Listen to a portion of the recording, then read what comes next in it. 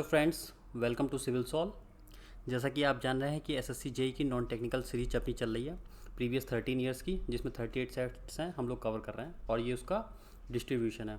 तो आपका इसमें इंडियन पॉलिटी हो चुका है, साइंस हो चुका है। आज हम ज्योग्राफी देखेंगे। तो ज्योग्राफी का आज अपना पहला लेक्चर है PYP 1। ठीक है, तो ये नंबर ऑफ़ ऑब्जेक्टिव इसके सामने दिए हुए हैं। टोटल ये हैं आपके क्वेश्चंस और नंबर ऑफ़ लेक्चर्स इंक्रीज हो सकते हैं। जैसे ये तो 2 में निपट गया, ये 9 में निपटा है, 9 में फिनिश हो पाया था। तो देखते हैं, लेक्चर की लेंथ पे डिपेंड करता है। देखिए आगे चलते हैं अपने लेक्चर में। तो आज का अपना पहला क्वेश्चन है, Ananthapura lake temple is a Hindu temple built in the middle of A lake. तो ये किस लेक के मिडिल में ये जो है बना हुआ है, अनंतपुरा लेक टेम्पल। तो आप ये देख रहे होंगे यहाँ पे, ये मैंने आपको एक फ़ोटो दिया है इसका। ये इस तरीके से लेक में बना हुआ है मिड में। ठीक है, तो ये है केरल में। Option B is correct. और केरल में भी अगर ये पूछा जाए आपसे तो ये है आपका कसारा गोड़ डिस्ट्रिक्ट। ठीक है, और ये टेम्पल बिलोंग करता है लॉर्ड विष्णु को, लॉर्ड विष्णु।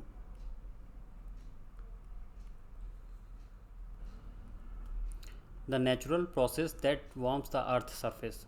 वो जो नेचुरल प्रोसेस होती है जिससे अर्थ की सरफेस गर्म हो जाती है, तो वो प्रोसेस क्या कहलाती है? वो आपकी कहलाती है green house effect. Option D is correct. Actual में ग्रीन हाउस इफेक्ट में होता क्या है? ग्रीन हाउस इफेक्ट में आपकी जो ग्रीन हाउस गैसेज होती हैं, वो आपको सबसे पहले बता देता हूँ। ये होती हैं आपकी जो मेजर हैं, carbon dioxide, water vapour, H2O।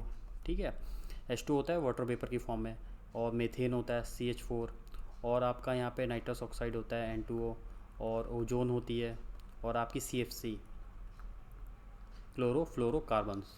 ये सब आपके ग्रीन हाउस गैसेस कहलाते हैं। तो ग्रीन हाउस इफेक्ट में होता है क्या है, जैसे ये सन है आपका, ठीक ना, और ये अर्थ है अपनी। तो ग्रीन हाउस गैसेस नेचुरली अपनी एटमॉस्फेयर में आकर रहती है। तो ये देखिए, ये जो लेयर आपको दिख रही है, ये ग्रीन हाउस गैसेस की है। ठीक है, तो यहाँ से जो सन की रेज़ आती हैं, रेडिएशन कह लीजिए, UV रेज़, वो इस तरीके से अपनी अर्थ पे आती हैं। ठीक है, तो कुछ तो यहीं से रिफ्लेक्ट हो जाती हैं और कुछ यहाँ से आती हैं। उसके बाद क्या होता है, जब जो लैंड मास एरिया है ये वाला और ये ओशियन, ये इस रेडिएशन को एब्जॉर्ब करता है, जिससे ये हीटेड हो जाता है, गर्म हो जाता है। फिर यहाँ से फिर ये रेडिएट करता है, वापस रिफ्लेक्ट कर देता है इन रेज़ को। तो ये कुछ इस तरीके से वापस जाती हैं। तो ये जो ग्रीन हाउस की जो लेयर होती है गैसेस की, उससे होते हुए जाती है। तो कुछ तो आपकी ऊपर निकल जाती हैं और कुछ आपकी वापस रिफ्लेक्ट हो जाती हैं। तो एक ब्लॉकेज बन जाता है इस रीजन के बीच में, इस वाले रीजन के बीच में एक ब्लॉक बन जाता है एनर्जी का। मतलब वो एनर्जी है जो यहीं पर आपकी मूव कर रही है। तो इस रीजन में गर्मी पैदा हो जाती है, क्योंकि एनर्जी जो है वो इसी में फ़्लो हो रही है। और ये नेचुरल अक्रेंस होती है, और ये इफ़ेक्टिव भी है अपने अर्थ के एटमॉस्फेयर के लिए, मतलब पॉजिटिव है। क्योंकि अगर ग्रीन हाउस गैसेस नहीं होंगी तो हमारी जो अर्थ है उसका टेम्परेचर -18 डिग्री सेल्सियस तक जा सकता है। ठीक है, अगर हो जाएगा, अगर ग्रीन हाउस गैसेस वाली ये लेयर आपकी नहीं हो, तो अगर -18 डिग्री सेल्सियस आपका टेम्परेचर हो जाएगा तो पृथ्वी रहने योग्य बचेगी नहीं, पृथ्वी पर लोग रह ही नहीं पाएंगे। तो इसलिए इसका टेम्परेचर ये बैलेंस करा रहता है, मतलब ऐसा टेम्परेचर मेंटेन करता है ताकि यहाँ पे ह्यूमन बीइंग जो है, ह्यूमन लाइफ सर्वाइव कर सके। इसलिए ये -18 डिग्री सेल्सियस ये भी बढ़िया नहीं है, और बहुत ज़्यादा गर्म होना वो भी बहुत ज़्यादा बढ़िया नहीं है। तो कहीं ना कहीं ये ग्रीन हाउस गैसेस इफेक्टिवली होती हैं, फ़ायदा करती हैं। अब प्रॉब्लम क्या आती है? प्रॉब्लम ये आती है जो मैन मेड जो पॉल्यूशन है, ये कह लीजिए जो कारखानों से धुआं उठता है या कुछ भी मैन मेड पॉल्यूशन की वजह से क्या होता है, इनकी जो ये गैसेस हैं जो नेचुरल लेवल पे होनी चाहिए वो इंक्रीज़ हो जाती है, उनका जो कह लीजिए क्वांटिटी है वो बढ़ जाती है। मतलब ये मान लीजिए, इसको मैं इस तरीके से दिखा दूँ तो ये जो लेयर होती है वो थिक हो जाती है।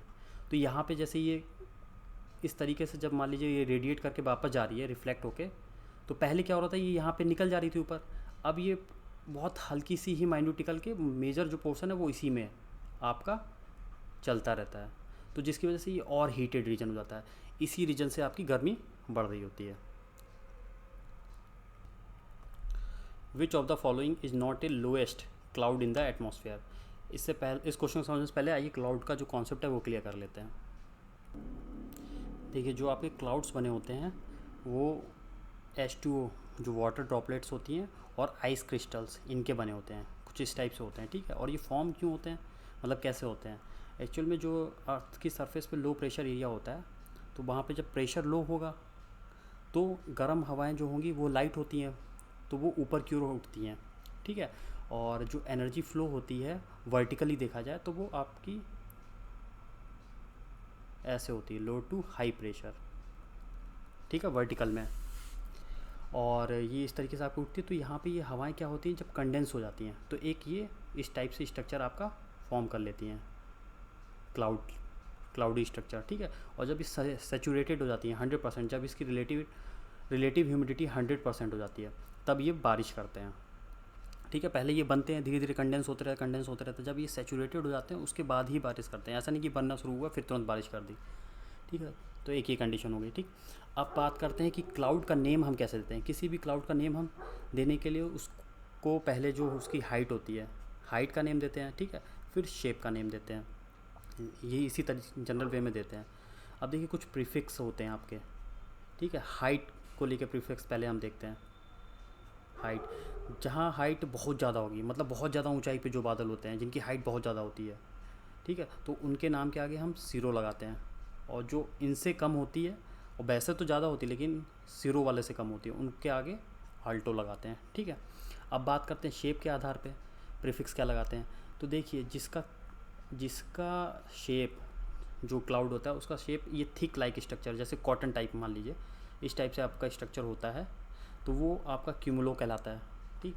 और जो ये स्टेट, जो एक स्टेटा की फॉर्म में होती हैं, ये इस तरीके से जो ये होती हैं, ये स्टेट, तो इनको बोलते हैं स्टेटस या स्टेटा या स्टेटो, कुछ भी नाम दे दीजिए, एक ही चीज़ है, ठीक है। स्टेटस भी बोलते हैं। तो आपने ये देख लिया हाइट और शेप के आधार पे, और नाम हम इस तरीके से देते हैं, पहले हाइट का नेम देंगे फिर शेप का नेम देंगे। अब देखते हैं अपना लेवल। जैसे मान लीजिए ये आपका 0 किलोमीटर अर्थ की सरफेस है, ठीक है। 0 किलोमीटर, 2 किलोमीटर और 6 किलोमीटर पे हमने पॉइंट्स बनाए हैं। तो ये हमने हाई रेंज मान लिया, और ये मिडिल और ये लो। तो हाई वाला मतलब ये वाला हाई जिसमें बहुत ज़्यादा है, तो इस शेप के जो स्टेटस वाले होंगे, स्टेटा शेप के जो होंगे क्लाउड्स, उनका नाम हम क्या देंगे। पहले बोला मैंने आपको हाइट का नाम देना है फिर शेप का देना है। तो हाइट का नाम क्या है, ये काफ़ी ऊंचाई पे है ना, तो सीरो नाम देंगे, तो पहले सीरो लिख दिया। और शेप क्या है इसका, स्टेटस वाला है, तो सीरो स्टेटस। तो इस टाइप के क्लाउड का नाम क्या हो गया, सीरो स्टेटस क्लाउड, ठीक है। और फिर क्या आता है आपका, मान लीजिए ये इस टाइप से कॉटन टाइप वाला थिक वाला, ये आपका इस तरीके से है, ठीक है।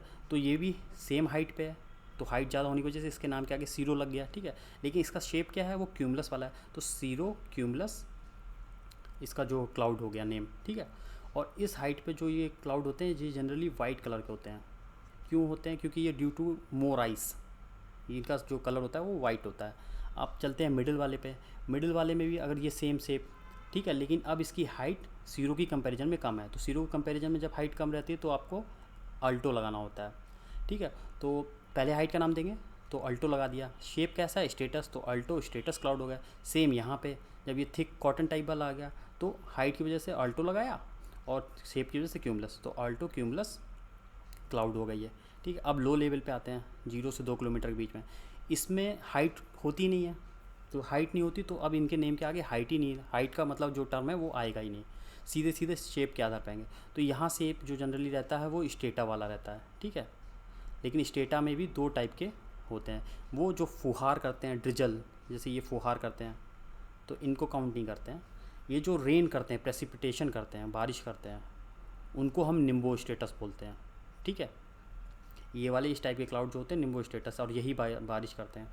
और यहाँ पे देखिए ये मैंने एक पॉइंट अलग से लिखा है, एक और टाइप कैटेगरी होती है निम्बो, जिनके आगे लगाते हैं। ये निम्बो वो कैटेगरी होती है जो बादल सबसे ज़्यादा रेन करते हैं, उनके नाम के आगे निम्बो लगाया जाता है। तो स्टेटस सेप हो गया, सबसे ज़्यादा बारिश कर रहे हैं तो निम्बो स्टेटस हो गया, ठीक है। तो ये आपकी सारी क्लाउड की इन्फॉर्मेशन रही। अब जैसे आपने पीछे देखा था निम्बो स्टेटस, वैसे निम्बो क्यूमुलस भी होता है। जैसे मान लीजिए ये आपके क्लाउड हैं बहुत हाई लेवल पे, मतलब बहुत ज़्यादा हाईएस्ट, ठीक है, हाई लेवल पे क्लाउड हैं आपके इस तरीके से। ये लार्जेस्ट क्लाउड है, और ये बारिश भी आपकी कर रहे हैं, काफ़ी हैवी रेनफॉल करते हैं, लार्जेस्ट क्लाउड, ठीक है। तो इनका नाम क्या रखेंगे। अब हाइट ज़्यादा है ठीक है, और शेप इनका अलग है। सॉरी, ये अगर नीचे ही बनते हैं, ये हाइट का इशू नहीं है यहाँ पे। ये अगर 0 से 2 किलोमीटर वाली ही रेंज में अगर इस टाइप के आपके बनते हैं, बस शेप इनका क्यूमुलस वाला होता है, तो इनको हम नाम दे देते हैं निम्बो क्यूमुलस। ठीक, और ये ब्लैक कलर के होते हैं, इनका रंग ब्लैक होता है, और ये हैवी रेनफॉल करते हैं, हैवी रेनफॉल। ठीक, ये पॉइंट हो गया। अब एक अलग से क्वेश्चन आप और ध्यान रखिए, जैसे मान लीजिए जो हाईएस्ट क्लाउड होते हैं, मतलब जिनकी हाइट बहुत बहुत ज़्यादा होती है, सिरों से भी ज़्यादा होती है, उन वाले क्लाउड को हम बोलते हैं सीरस क्लाउड। ये अलग से, ये सीधा सीधा आपसे क्वेश्चन पूछ लेंगे, जिनकी हाइट बहुत ज़्यादा होती है तो उनको सीरस क्लाउड बोलते हैं। ठीक है, अब देखते हैं हम अपना question. Which of the following is not a lowest cloud in the atmosphere. Atmosphere में लोएस्ट क्लाउड मतलब नीचे। ठीक है, तो देखिए सेरो हाइट ज़्यादा होती है, तो ये तो आपका हो नहीं सकता। स्टेटस और क्यूमुलस, ये शेप टाइप को बताते हैं। स्टेटस आपका ये वाला शेप हो जाता है और क्यूमुलस आपका ये वाला शेप हो जाता है, तो इनसे तो मतलब है ही नहीं। तो आपका, सॉरी इन्होंने यहाँ पे नॉट पूछा है, मैंने भी ध्यान नहीं दिया। तो नॉट लोएस्ट क्लाउड, तो लोएस्ट क्लाउड ये हो ही नहीं सकता, क्योंकि जीरो जो होता है बहुत ज़्यादा हाइट को शो करता है ना, तो यही आपका ऑप्शन बी इज करेक्ट है। ठीक है, यही नहीं है लोएस्ट क्लाउड होता तो उसमें ये सीरो या ऑल्टो टाइप वर्ड नहीं होते। ठीक है, तो option B is correct. Yumthang valley is located in state of India. किस स्टेट में युमथांग वैली लोकेटेड है? तो देखिए ये है आपकी युमथांग वैली, आप देख सकते हैं यहाँ पे, और ये है आपकी सिक्किम में। ठीक है, ऑप्शन डी इज करेक्ट। एक दो डिटेल और देख लीजिए, सिक्किम में है, और सिक्किम में भी ये लाचुंग के पास है। लाचुंग एक जगह है, वहाँ पे है, उसके नज़दीक है। और यामथुंग वैली का दूसरा नाम भी है। ठीक है, इसको यामथांग वैली भी बोलते हैं, और इसका दूसरा नाम है Sikkim valley of flowers sanctuary. ठीक है, या आप ये कह लीजिए या आप ये कह लीजिए, एक ही चीज़ है, सिचुएटेड इन सिक्किम।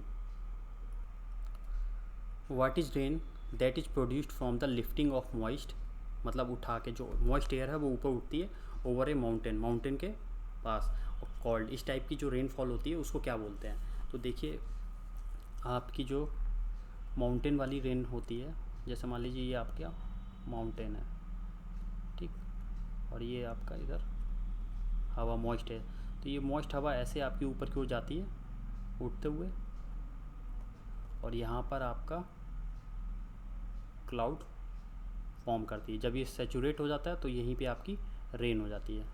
ठीक है, तो ये आपकी विंड वर्ड साइड कहलाती है, ये भी बता दे रहा हूँ, विंड वर्ड साइड, और ये आपकी कहलाती है लीवर्ड साइड।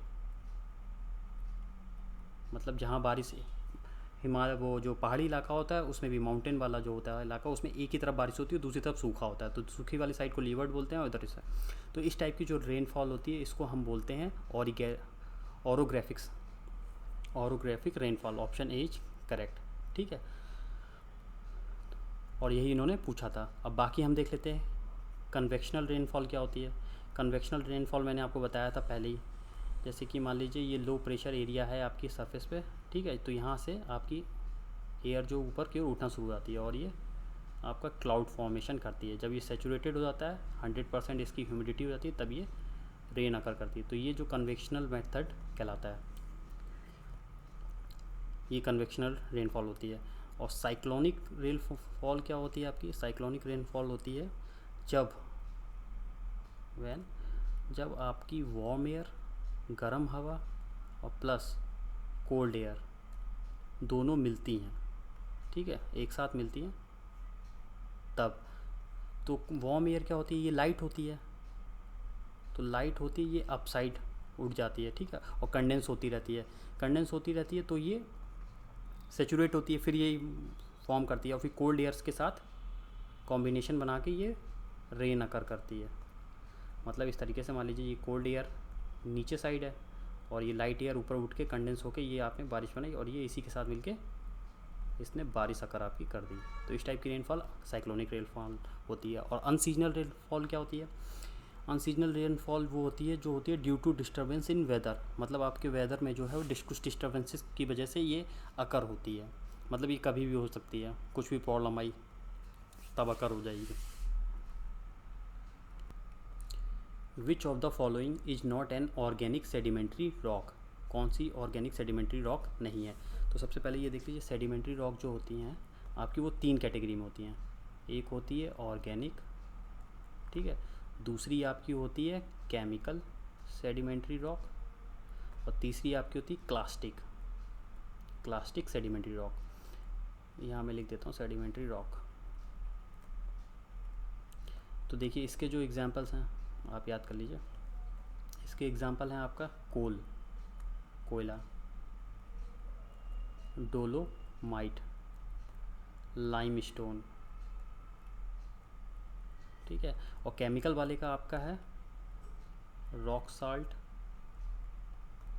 और आयरन ओर, और भी होते हैं, मैंने मेन बता रहा हूँ। और ये आपका क्लास्टिक वाला जो होता है ये होता है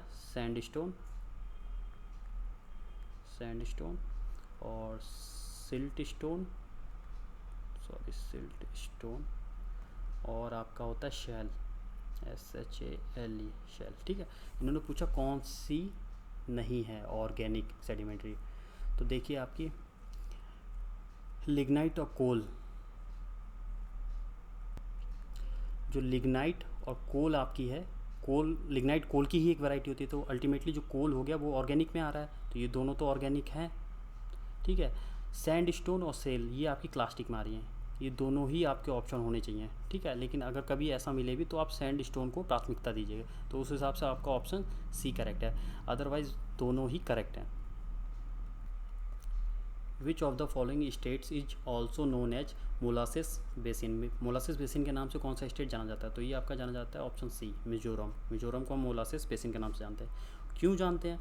इसलिए जानते हैं मोलासिस बेसिन के नाम से क्योंकि ये जो मिजोरम है आपका वो मेडअप ऑफ बना हुआ है सॉफ्ट अनकंसोलिडेटेड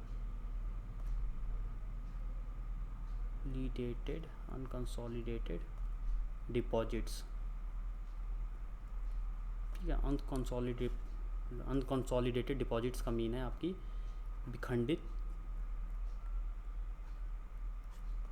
चट्टानें, मतलब आप कभी मिजोरम को देखेंगे तो वहाँ पर आपको ऐसे ऐसे अलग आपको पहाड़ियाँ अलग अलग लैंडमार्क्स में आपको बनी हुई मिलेंगी, इस टाइप से अलग अलग डिफरेंट, ठीक है। तो ये सॉफ्ट डिपॉजिट्स की बनी हुई होती हैं, और इस प्रोसेस को हम मोलासिस बेसिन बोलते हैं, जिसकी वजह से मिजोरम को हम मोलासिस बेसिन के नाम से भी जानते हैं। Fotula pass is located in which mountain range, किस माउंटेन रेंज की, हिमालय की किस माउंटेन रेंज में जो फोटुला पास है आपका लोकेटेड है? तो आप यहाँ पे देख रहे हैं ये आपका फोटुला पास है, ठीक है। इस तरीके से ये लिखा हुआ भी यहाँ पे इसकी एल्टीट्यूड वगैरह सब लिखी हुई है। तो ये आपका स्थित है जस्कर रेंज में, ठीक है। Option D is correct. Which of the following is an east coast, ये कोस्ट है आपका east coast part, east coast का पार्ट कौन सा है? एक्चुअली में ये जो सारे ऑप्शन दिए हैं ये सी पोर्ट दिए हैं, ये सारे के सारे क्या हैं? सी पोर्ट, ठीक। और ये देखिए मैप में आप कोलकाता ईस्ट कोस्ट, ये आपका ईस्ट कोस्ट है, और ये आपका वेस्ट कोस्ट है, ठीक है, वेस्ट कोस्ट। तो ईस्ट कोस्ट में बात की है, ईस्ट कोस्ट में हम देख लेते हैं कोलकाता और हल्दिया, ये आपके हो गए वेस्ट बंगाल में, ठीक है। पारादीप ये सी पोर्ट है आपका उड़ीसा में, ठीक है।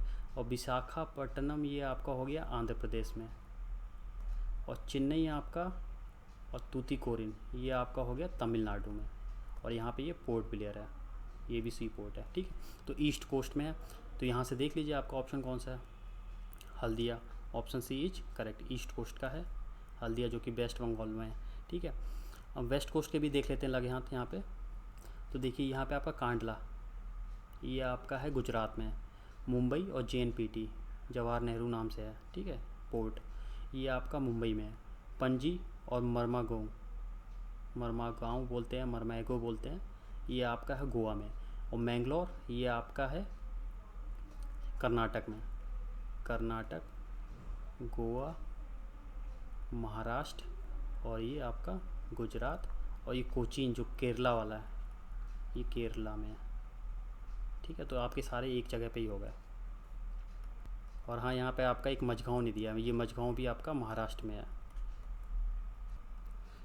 इस टाइप के जनरली क्वेश्चंस आप अपनी प्रैक्टिस से सॉल्व कर सकते हैं। अगर आप इंडिया के मैप को मेमोराइज़ करते रहें, बहुत ज़्यादा टफ नहीं होता है, आप एक दो बार देखेंगे आपको धीरे धीरे मेमोराइज़ होना स्टार्ट हो जाएगा कि कौन सा स्टेट कहाँ पर है, तो बहुत ज़्यादा टफ नहीं होता है। अदरवाइज़ इनको एक साथ लिख के आप रट भी सकते हैं, वो मैं बाद में आपको लिखा दूंगा लेक्चर जब पढ़ाऊँगा ज्योग्राफी का उसमें।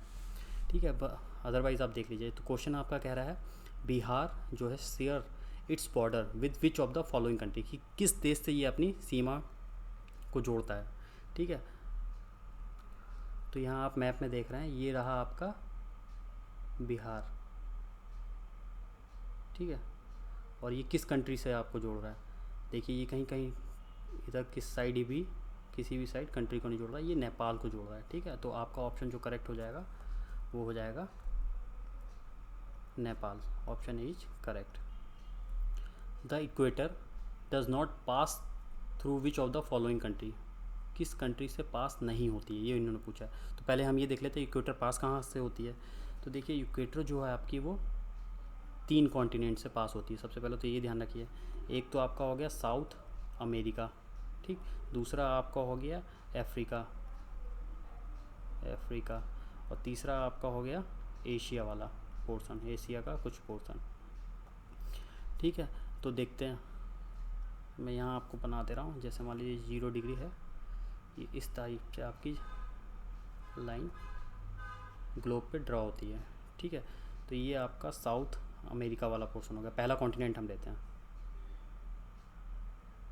ये इस तरीके से कुछ मान लीजिए, ये आपका साउथ अमेरिका।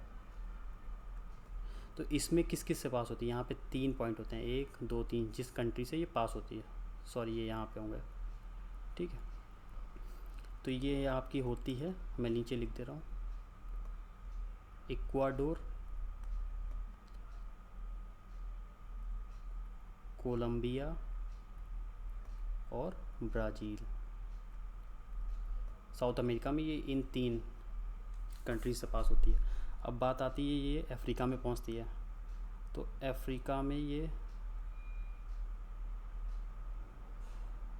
जो कट करती है, ये यहाँ पे 3 को करती है, और ये यहाँ पे 7 कंट्रीज़ को क्रॉस करती है, 7 कंट्रीज़। तो वो 7 कंट्रीज़ आपकी कौन कौन सी हैं, यहाँ देख लीजिए। एक तो आपकी हो गई सोमालिया, दूसरी आपकी हो गई केन्या, तीसरी आपकी हो गई युगांडा, चौथी आपकी हो गई डीआरसी मतलब डेमोक्रेटिक रिपब्लिक ऑफ कॉन्गो, और एक कॉन्गो अलग से। ठीक, और एक आपकी हो गई गेबन, ये जी है आपका। ठीक है, और एक आपकी हो गई साओ टोम। ठीक है, ये आपकी 7 कंट्रीज़ हो गई जो अफ्रीका में, जिनसे इक्वेटर आपकी पास होती है। ठीक, अब यहाँ पे कुछ एशिया के पोर्शन आते हैं। एक यहाँ पे और आपका आता है इंडिया के पास, यहाँ कहीं पे मान लीजिए ये इंडिया इस तरीके से, तो यहाँ पे आपका आता है मालदीव, एक मालदीव से आपकी पास होती है। ठीक, और बाकी यहाँ पे आपके 2 कंट्रीज़ और आती हैं, एक का नाम है इंडोनेशिया, और एक का नाम है किरीबाती। अब आप चाहें तो इन कंट्रीज़ की कोई कोडिंग बना सकते हैं अपने अकॉर्डिंग। ठीक है, और चाहें तो इसको कॉन्टिनेंट वाइज आप याद भी कर सकते हैं, मुश्किल से आपको 1-2 बार ही टाइम लगेगा, धीरे धीरे आपको याद हो जाएगा, जैसा आपको सूट करे वैसा देख लीजिए। अब क्वेश्चन देखते हैं। The equator does not pass through which of the following country, Uganda से होती है, गेबन से भी होती है, इंडोनेशिया से भी होती है, थाईलैंड से आपकी नहीं होती है, तो option D is correct. The Dhuandhar fall is formed by the river, किस रिवर द्वारा धुआंधार फॉल का निर्माण होता है। तो देखिए सबसे पहले ये धुआंधार फॉल है कहाँ पे, ये आपका है जबलपुर में। ठीक है, और जबलपुर में एमपी में जबलपुर है। ठीक है, और ये किस रिवर द्वारा बनाया जाता है, ये बनाया जाता है नर्मदा रिवर। तो आपका ऑप्शन ए इज करेक्ट। ठीक है, अब बाकी और देख लेते हैं एडिशनल इन्फॉर्मेशन। तो नर्मदा रिवर में भी ये एक जगह है जिसका नाम है भेड़ा घाट, भेड़ा घाट। ठीक है, भेड़ा घाट से चलती है। और नर्मदा रिवर की एक खासियत आपको बता दूं, ये जो है वेस्टर्न फ्लोइंग रिवर है। ऐसी बहुत कम ही रिवर हैं आपको, इसलिए अलग से एक्सेप्शन हो जाती हैं, पूछ ली जाती हैं। वेस्टर्न फ्लो मतलब कि आपकी ईस्ट से वेस्ट की ओर फ्लो होती हैं। ठीक है, और जो ये ओरिजिनेट होती है नर्मदा रिवर ओरिजिनेट होती है, ये होती है आपकी अमरकंटक से। अमरकंटक एक प्लेस है, वहाँ से आपकी नर्मदा ओरिजिनेट होती है। तो नर्मदा इधर वेस्ट की ओर जाती है, और यहीं से एक सोन रिवर भी होती है, ये आपकी नर्मदा हो गई, और यहाँ से सोन रिवर जाती है। तो सोन रिवर जो निकलती है वो अप साइड निकलती है, ऊपर की ओर, नॉर्थ की तरफ। ये कुछ इन्फॉर्मेशन होगी, आप देख लीजिएगा क्योंकि सारे ही क्वेश्चन पूछे गए हैं। Tehri dam is built on the river, किस रिवर पे टिहरी डैम बना हुआ है? तो ये आपका बना है भागीरथी रिवर पे। ठीक है, ऑप्शन डी इज करेक्ट। और भागीरथी रिवर पे बना है, और कहाँ? यूके, उत्तराखंड में। ठीक है, अब देख लेते हैं कि जो टिहरी डैम के बारे में कुछ इन्फॉर्मेशन यहाँ मैं लिख देता हूँ। ये जो आपका टिहरी डैम है, ये first highest dam in India है। ठीक है, इंडिया का सबसे ऊंचा पहले नंबर पे डैम है। ठीक है, और one of the highest dam in world. जो वर्ल्ड के जो हाईएस्ट डैम है उनमें से एक टिहरी डैम का भी नाम आता है। ठीक है, और इंडिया में तो सबसे नंबर 1 पे हाईएस्ट ही है। और जो सेकंड आपका मैं बता दे रहा हूँ हाईएस्ट डैम है, सेकंड हाईएस्ट डैम, हाई लिख दे रहा हूँ, हाईएस्ट डैम जो आपका है वो है भाखड़ा नांगल। भाखड़ा नांगल, ये आपका पंजाब और प्लस हिमाचल प्रदेश, इन 2 रीजन में लाई करता है।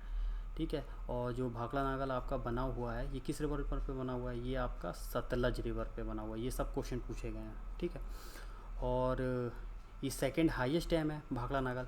और अगर फर्स्ट लार्जेस्ट पूछा जाए, first largest dam in India, वो भी भाखड़ा नांगल ही। मतलब अगर लार्जेस्ट पूछा जा रहा है तो भाखड़ा नांगल नंबर 1 पे आ जाता है, अगर हाईएस्ट पूछा जा रहा है तो ये सेकंड नंबर पे आता है, पहले नंबर पे टिहरी डैम हो जाता है। ठीक है, अब एक और देख लेते हैं क्वेश्चन, वो देखते हैं लॉन्गेस्ट डैम अपना कौन सा है? लॉन्गेस्ट डैम है अपना हीराकुड डैम। ये आपका महानदी पे बना है, महानदी पे। ठीक है, और हीराकुड है कहाँ? उड़ीसा। ठीक, with which of the following countries does Meghalaya है शेयर करता है अपना बॉर्डर, किस कंट्री के साथ? तो देख लीजिए, ये आपका मैप हो गया, और ये आपका हो गया मेघालय। ये आपका मेघालय चल रहा है। ठीक है, ये हो गया, सॉरी ये इस टाइप से, ये मेघालय। तो देख लीजिए, ये बांग्लादेश से कर रहा है आपका, बांग्लादेश कंट्री होगी ना। तो आपका करेक्ट ऑप्शन जो हो गया है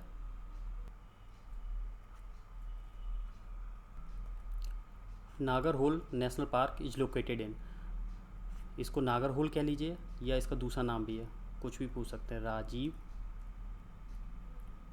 गांधी नेशनल पार्क। ठीक है, इसको राजीव गांधी नेशनल पार्क के नाम से भी जाना जाता है, और ये है आपका कर्नाटक में,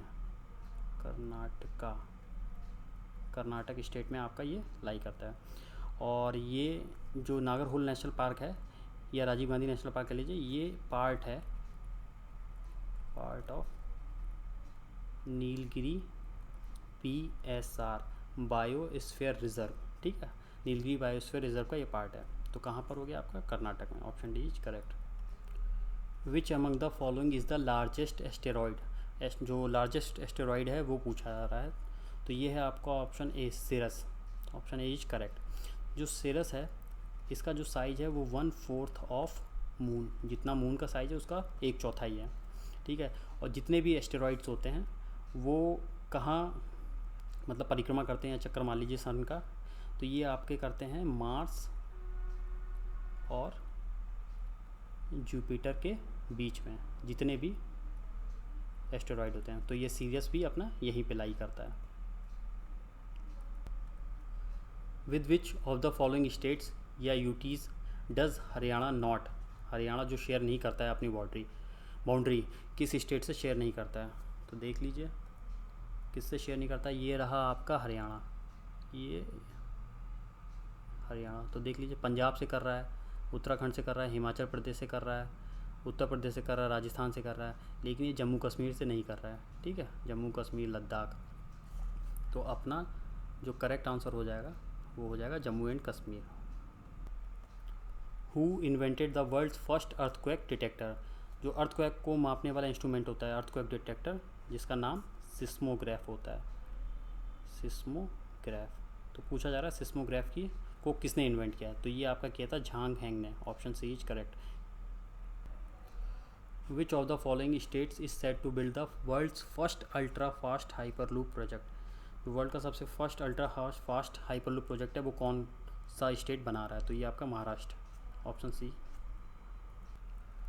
what is yellow revolution in India associated with, तो येलो रिवॉल्यूशन का जो संबंध है वो ऑयल सीड से है।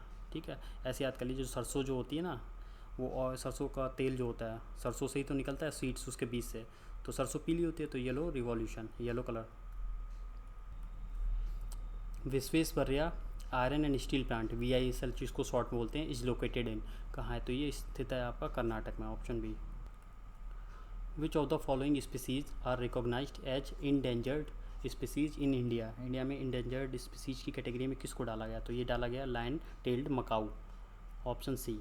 ठीक है, तो ये लिस्ट कौन जारी करता है इंडेंजर्ड स्पीसीज की, एक संस्था है IUCN, international union for conservation of nature, ये इसकी फुल फॉर्म है। ठीक है, तो IUCN क्या रिलीज करता है, एक रेड लिस्ट, उसमें ये इंडेंजर्ड स्पीसीज को रखता है, तो इंडिया का जो लायन टेल्ड मकाऊ है वो इस रेड लिस्ट में मेंशन है। With which of the following states does MP Madhya Pradesh not share its boundary, share नहीं करता है, तो ये आपका उड़ीसा से नहीं करता है, ऑप्शन सी। क्यों नहीं करता है आइए देख लेते हैं। देखिए ये रहा आपका MP सेंटर में, ठीक है, और यहाँ पे ये रहा आपका उड़ीसा, ठीक, तो बीच में आपका छत्तीसगढ़ आ रहा है ना, तो दूर है, कहीं से टच ही नहीं कर रहा। Dash dam is located over the Kaveri river in Tamil Nadu, Tamil Nadu में कावेरी रिवर पे कौन सा डैम लोकेटेड है, तो वो है आपका Mettur, option B is correct. बाकी कावेरी रिवर पे और कौन कौन से डैम है वो भी मैं बता दे रहा हूँ। एक है आपका शिबा समुद्रम, ये आपका पड़ता है कर्नाटक में। एक आपका है कृष्ण राज सागर, ये आपका पड़ता है कर्नाटक में, ठीक है, और एक आपका मेट्टूर हो गया, ये तो आपका तमिलनाडु में। ये 3 कावेरी रिवर पे हैं important. The part of the earth surface and atmosphere where plants and animals live in called, मतलब कि एक साथ रहते हैं, तो इस टाइप का जो एरिया होता है उस या स्फीयर होता है उसको हम बायोस्फीयर बोलते हैं, option B. Hyperion is the name of one of the moons, moons मतलब सैटेलाइट की बात हो रही है, किस ग्रह का एक सैटेलाइट है हिपेरियन, ठीक है, तो ये आपका है सैटर्न का, ऑप्शन डी इज करेक्ट। और हिपेरियन को हम सैटर्न 7 के नाम से भी जानते हैं, ठीक है।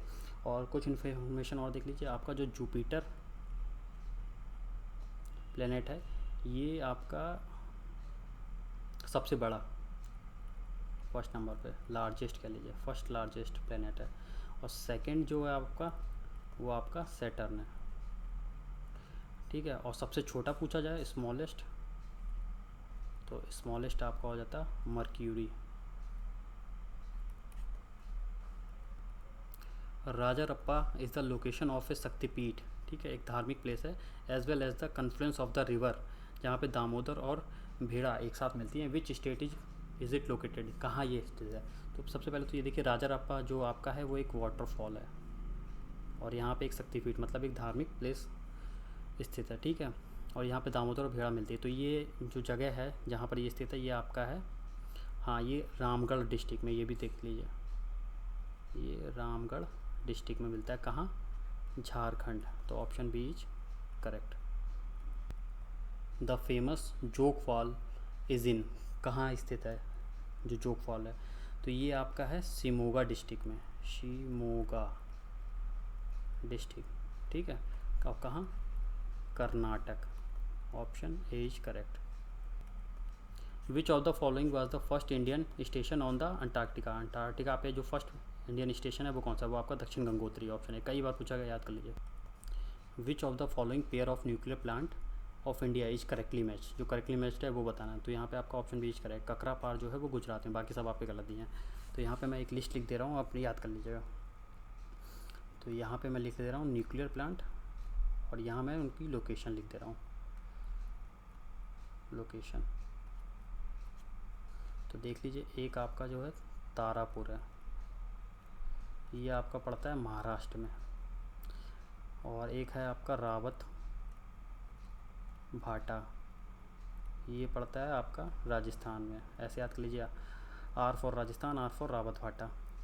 और एक है आपका कुडन कुलन, ये आपका पड़ता है तमिलनाडु में। और तमिलनाडु में एक और पड़ता है, वो आपका पड़ता है कोलापक्का, नहीं कलपक्कम, सॉरी कलपक्कम, ये भी आपका तमिलनाडु में पड़ता है। और आपका आता है कर्नाटक में, हाँ, एक है आपका कैगा, ये आपका पड़ता है कर्नाटक में। और आपका एक आता है नरोरा, ये आपका पड़ता है यूपी में। और ककरा पार तो आपका गुजरात में है ही। ये कुछ हैं, आप याद कर लीजिएगा। So thank you friends, this was your geography PYP 1। मिलते हैं PYP 2 में, ठीक है। Thank you.